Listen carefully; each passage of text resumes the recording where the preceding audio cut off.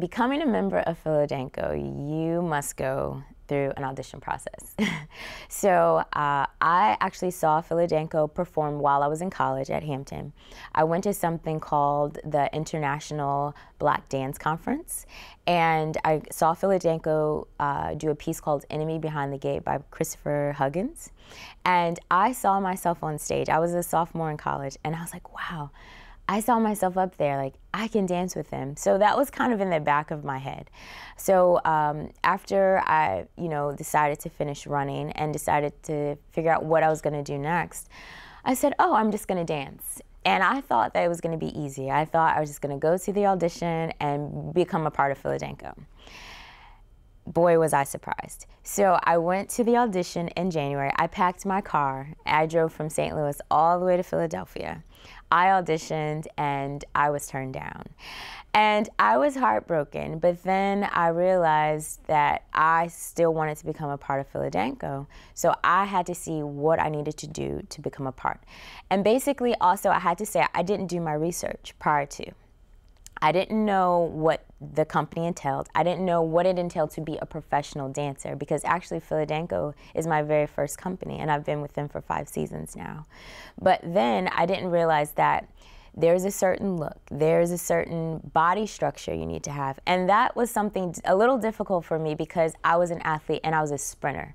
So being a sprinter, and I'm short, I'm very, very what they call muscular. So I have a lot of fast twitch fibers, meaning they're gonna be bulkier. And that's not something that you really want as a dancer. You want to be more lean, kind of like if I was a long distance runner. So I had to, change my body. How do you do that? It's not about losing weight or anything like that. It's just doing important things that help you lengthen. And just by me dancing more, that totally changed my body. So I got a chance to train actually with the company because I guess the artistic director, Joan Myers-Brown, saw something special in me. And I was also starting my master's. So I explained to her that I really, really wanted to dance here and I wanted to take classes. However, some of the classes conflicted with my schedule.